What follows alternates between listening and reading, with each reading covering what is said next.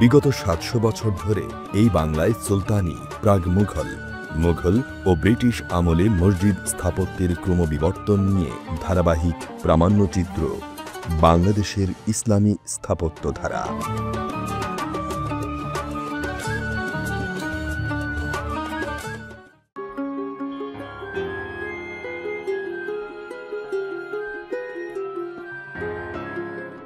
ঢাকা বিশ্ববিদ্যালয়ের শহীদুল্লাহ হলের পশ্চিম পার্শ্বে মুসা খানের কবর নিয়ে সপ্তদশ শতাব্দীর মুসা খান মসজিদ কমপ্লেক্স গঠিত।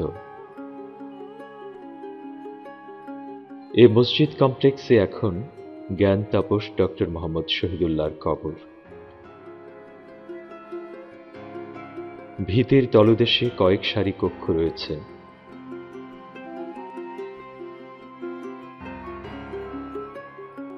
দক্ষিণ পশ্চিম কোণ সংলগ্ন একটি সিঁড়ি দিয়ে উঁচু ভিতের উপর ওঠা যায়।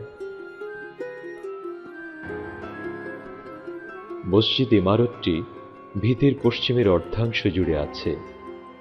অতিরিক্ত মিনার সহ চারকোণার অষ্টভুজাকৃতির বুরুজগুলি আনুভূমিক উঠে গেছে এবং এর শীর্ষে ছোট গম্বুজ সহ নিরেট ছত্রি রয়েছে। উত্তর ও দক্ষিণ দিকের দেয়ালের প্রত্যেকটিতে একটি করে চতুষ্কেন্দ্রিক খিলান পথ রয়েছে।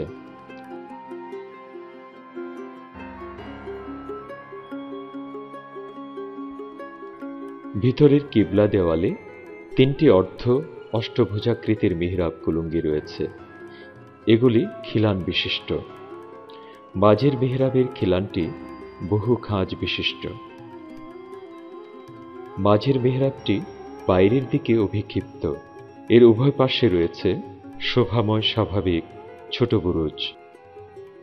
মসজিদের অভ্যন্তরভাগের তিনটি বের মধ্যে মাঝেরটি বড় এবং বর্গাকৃতির। এর প্রত্যেকটি বাহু ১৬ ফুট। ১৬ ফুট বাই ১১ ফুট পরিমাপের পার্শ্ববর্তী ছোট বে। ছাদের উপর তিনটি স্কন্দাকৃতির গম্বুজ অষ্টকোণাকার পিপার উপর স্থাপন করা হয়েছে।